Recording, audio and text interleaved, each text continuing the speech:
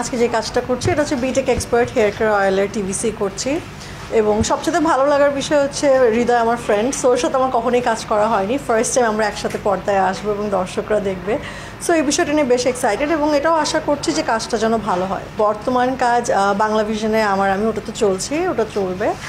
আর হচ্ছে পাশাপাশি একটা ওয়েব সিরিজের কাজ সম্প্রতি ওটা শেষ হয়েছে, ওটা এখনও রিলিজ হয়নি, কিন্তু ওটা নিয়ে এখনই কিছু বলা যাবে না, কারণ ওটা অ্যাকচুয়ালি বের হলে তারপর আর কি যখন ডিরেক্টররা চিন্তা করবে এটা প্রমোশন করার, তখন অ্যাকচুয়ালি ওটা নিয়ে কথা বলবো। আর আরেকটা ওটিটির কাজও আছে যেটা অ্যাকচুয়ালি ফেব্রুয়ারির দিকে আমরা হয়তো শুটিংয়ে যাব। না, সকাল থেকে ভোরবেলা উঠেছি, উঠে এখানে এসে এখনও পর্যন্ত কাজ করছি এবং টিভিসি বা কোনো বিউটি প্রোডাক্ট স্পেশালি একটু চ্যালেঞ্জিং হয় শ্যুট করা, কারণ প্রতিটা ফ্রেম বাই ফ্রেম একদম পারফেকশনটা না আসা পর্যন্ত আসলে বারবার করতে হয়।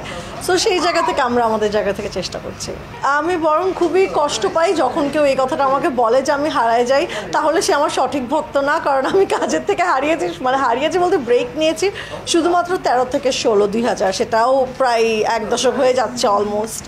সো সেটার পরে আমি আসলে ব্রেক নিইনি, কাজ হয়তো কমিয়েছি বাড়িয়েছি, প্রতিটা আর্টিস্টের টাইম থাকে যে মনে হয় যে আচ্ছা এখন হয়তো একটু বেশি কাজ করবো, এই সময় হয়তো একটু বেছে কাজ করব, সেরকম একটা ফেজ দিয়ে গিয়েছি, কিন্তু কাজের থেকে দূরে থাকিনি এর ভেতরে। প্রায়োরিটি লিস্ট বললে একটু খারাপ শোনা যায়, কারণ হচ্ছে আমি যেহেতু আর্টিস্ট, আমার কাছে সব কাজের ভ্যালিউ সেম, সেটা যেই প্ল্যাটফর্মই হোক না কেন, সেটা ছোট পর্দা হোক, সেটা ওটিটি হোক কিংবা বিজ্ঞাপন হোক।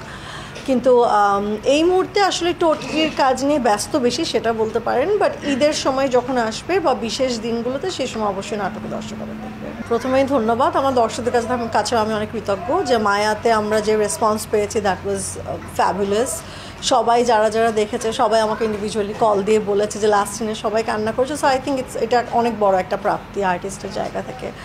আর আমিও আশাবাদী যে এরকমই মায়ের মতন বা তার থেকে আরও ভালো ভালো কাজ যেন দর্শকদেরকে উপহার দিতে পারি, সেটার জন্য আসলে এখন অপেক্ষা করছি।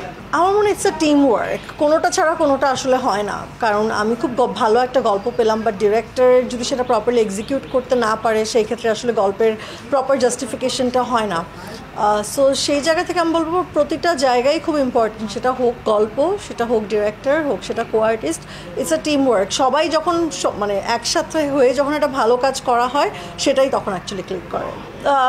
লাস্ট 8 years ধরে আমার কোনো ফেসবুক ইনস্টাগ্রাম কিছু নাই, কোনো সোশ্যাল মিডিয়া অ্যাকাউন্ট আসলে ইউজ করছি না।